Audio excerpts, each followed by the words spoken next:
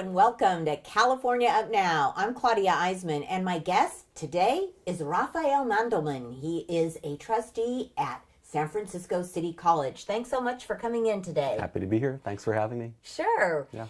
Now, tell us, there's been a tumultuous history at San Francisco City College. We had an exciting event that happened on Friday the 13th. Yeah. Bring us up to date. Well, Friday the 13th, which will never be an unlucky day for me ever. Right. I will remember it as a good day because that was the day we found out City College of San Francisco had been reaccredited for the longest period of time that a community college could be accredited, which is 7 years.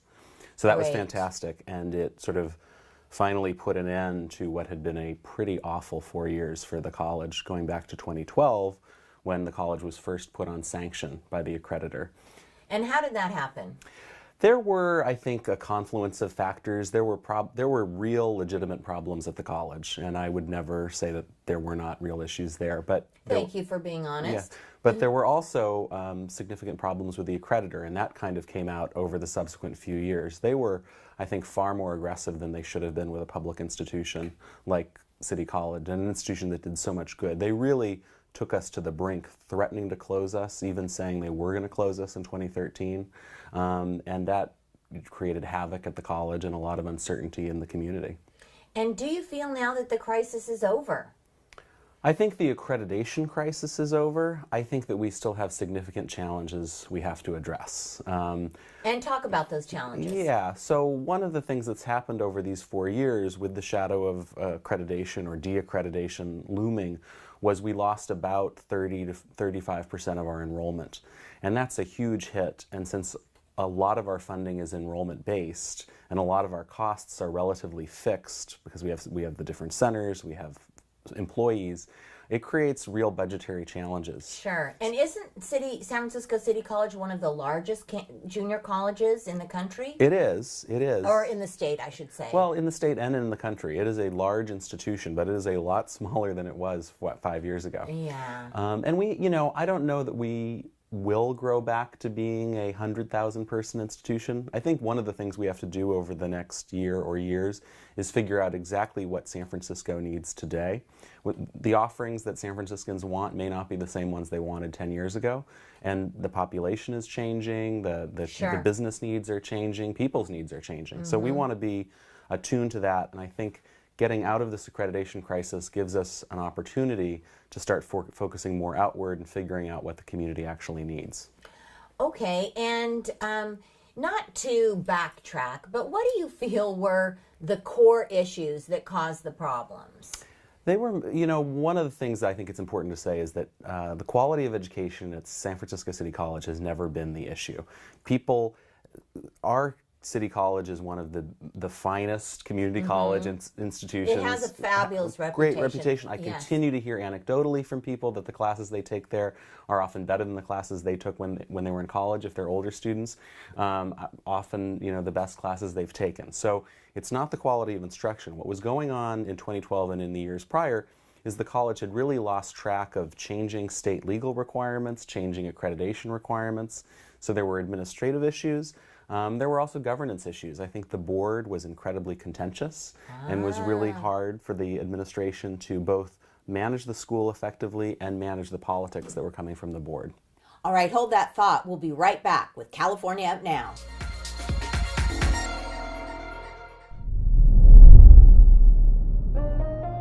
Would you like to win a complete makeover?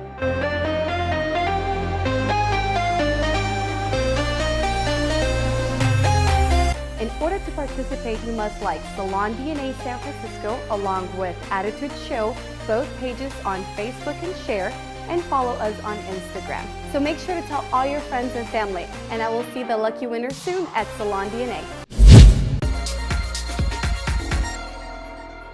Welcome back to California Up Now with Rafael Mandelman, and he is a trustee at the San Francisco City College. Thanks again for being with us. Thank you. And, okay, you have solved the problems. Do you feel like, not you personally, but the Board of Trustees, what do you think of the current leadership?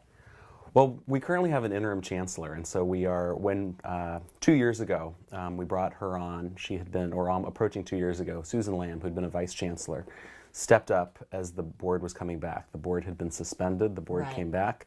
The board was concerned about where the college was at that point. I think the state was concerned about where the college Wow, was. what a lot of A drama. lot of drama going on, and we asked Susan to step up and be our interim chancellor to get us through this period, and she agreed to do that, and I think she has done a fantastic job. But she is an interim chancellor, and we do need to go through a real search process. So that's what we're doing. That's maybe one of the most important things the board will do this year. Is Any good prospects so far? we don't know yet. We're just opening. We've just opened it. The search committee has begun to meet. We've been working on the job description and things like that. But we need to hire someone by the end of May. Okay. And that will either be Susan, if she applies, as I hope she does, or we may get other candidates who are amazing, and we'll see.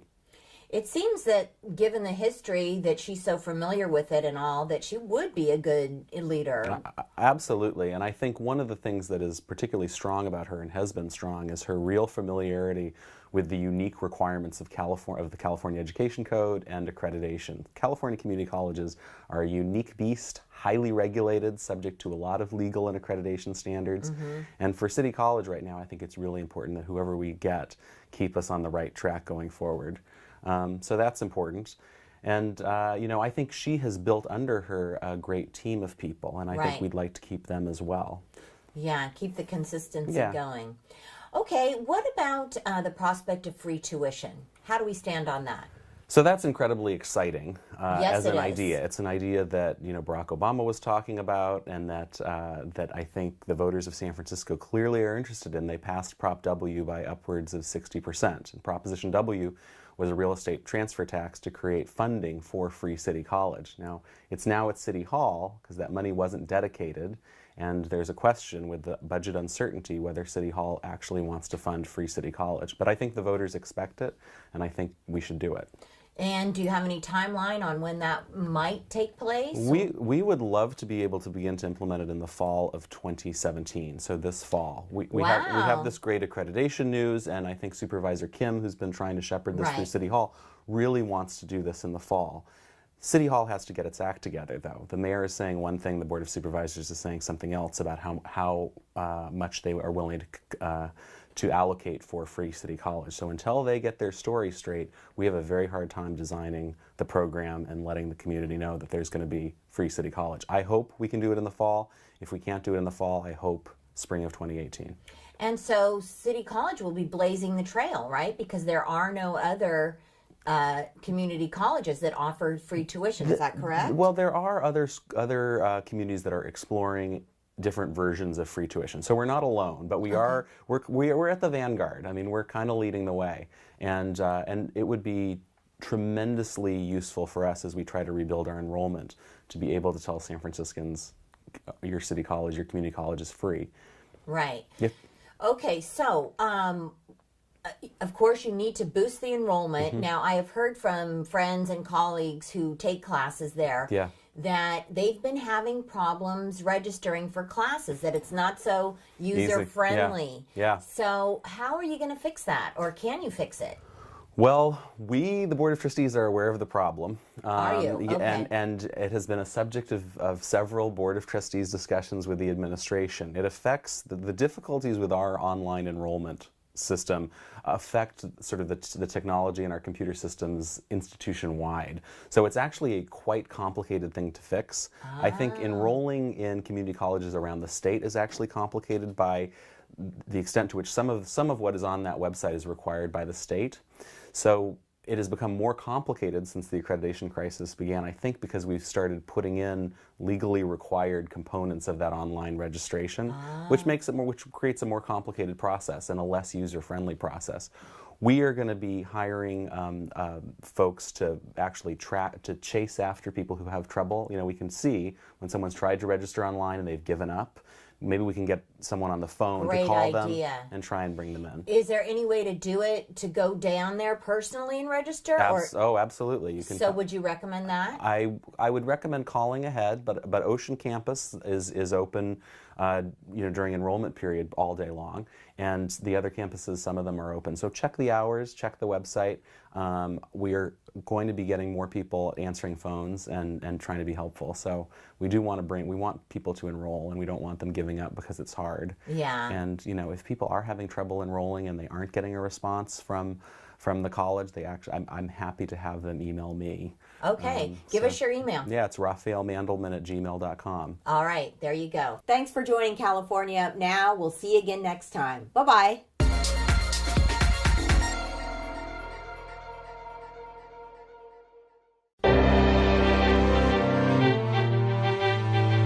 Hello everyone, Cecilia Phillips here, your host for Attitude. On today's show, you'll meet Colin Stack Trost. He will talk about his show on relationships and sex and much more. Welcome to Attitude.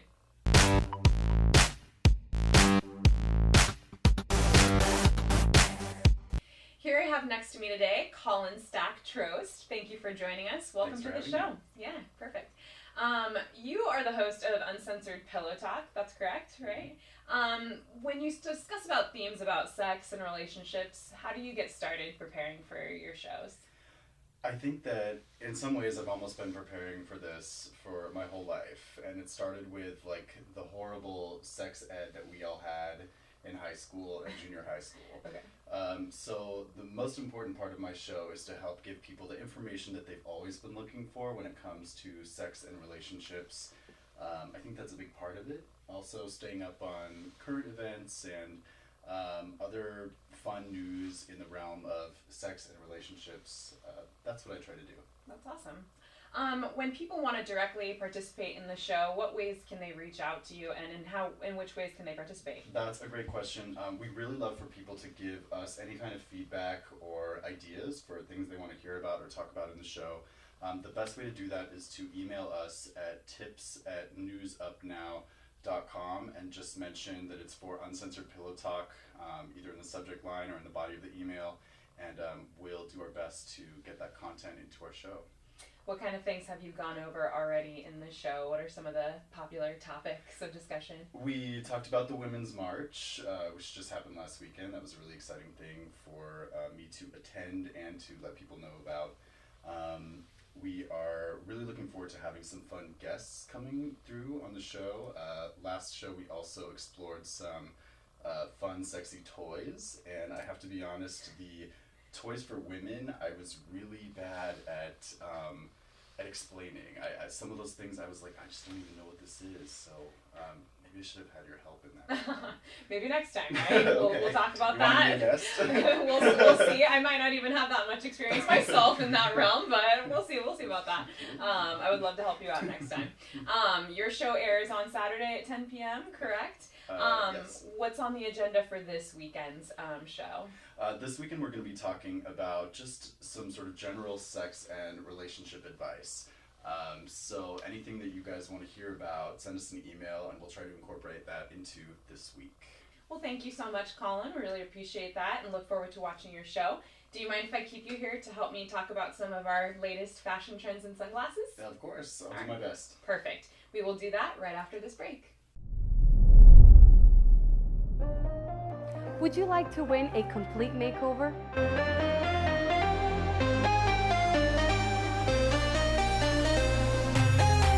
In order to participate, you must like Salon DNA San Francisco along with Attitude Show, both pages on Facebook, and share, and follow us on Instagram. So make sure to tell all your friends and family, and I will see the lucky winner soon at Salon DNA. Welcome back to Attitude. I have some amazing fashion trends for you here. Today we're going to be talking glasses. I have 4 different styles to help you be in the trends and also protect your eyes or help you read. The first pair is from Jacques Durand and definitely more of a unisex style. There are different colors, but this orange pair is amazing. Spike Lee has even been seen sporting these cool glasses. Now, ladies, you have to try these Bon Vivant glasses made in Italy. These are some of my favorites here. These ones on. So they're perfect for the summer weather that's about to get started here. Nice little frames, very trendy. And then third, we're going to have Colin help me out with this one. Colin, I have something for you to try on here. These glasses are from Tom Ford, and they are absolutely exquisite. They have a retro 80s feel with them and kind of a modern twist. You like them? I'm a big fan of anything Tom Ford does. So, yeah. You look amazing. All right, perfect. I'm going to have you try on one more pair. The last pair here is from Diesel. I don't know if I want you to try on these ones because I like these ones a lot. Diesel has these cool sunglasses, but it's, you know, they'll actually make your man look really hot, hot, hot. I want to try those ones on, Colin. Let's see how it looks on you. Even better. Super trendy. You look great. Good choices for you to go out and about in, right? I'm a big fan of these All as right. well, yes. Thank you, Colin, for being my model today, too. You're full of all kinds of fun stuff for me. All right. Up next, I have my 3 favorite restaurants in the Bay Area and much, much more. We'll be right back with Attitude. Would you like to win a complete makeover?